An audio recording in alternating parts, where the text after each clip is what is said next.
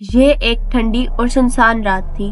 چاند پورے آسمان پر چمک رہا تھا اور اس کی روشنی پرانے قبرستان پر پڑ رہی تھی جو گاؤں کے باہر تھا۔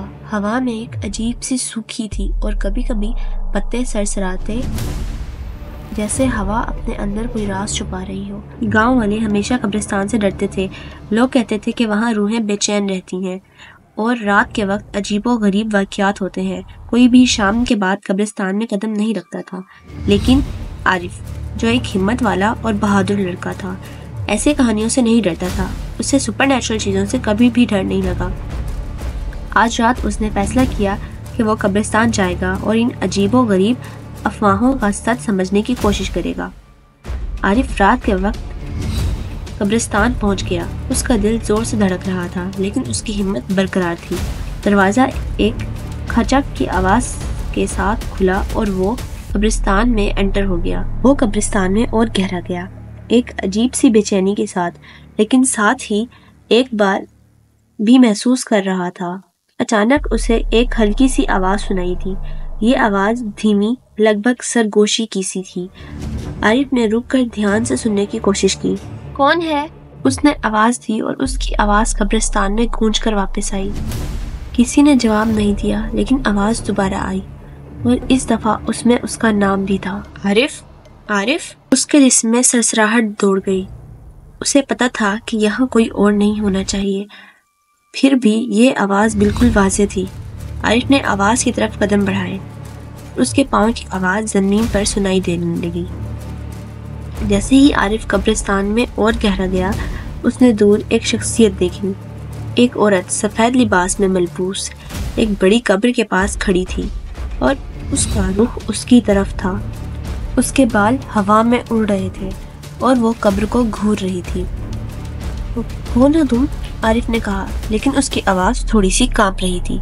عورت نے دھیرے دھیرے مڑ کر کے اس کی طرف دیکھا۔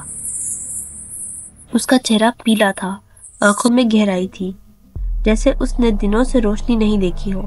میں انتظار کر رہی ہوں، اس نے دھیرے سے کہا اور اس کی آواز ایسی تھی جیسے ایک پرانی کہانی ہو۔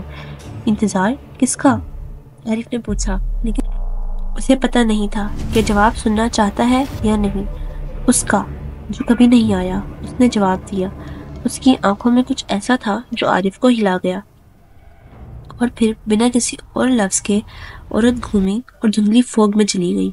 عارف اب پوری طرح سے اس بات کو سمجھنا چاہتا تھا کہ یہ سب کچھ کیا تھا۔ وہ اسی قبر کے پاس گیا جہاں عورت کھڑی تھی۔ اس قبر پر جو نام تھا وہ عارف کے لیے اجنبی تھا، فریدہ ملک، ڈائٹ ان 1932۔ عارف نے قبر کے پاس جھک کر دیکھا۔ قبر پرانی تھی لیکن اچھی طرح سے سنبھالی گئی تھی۔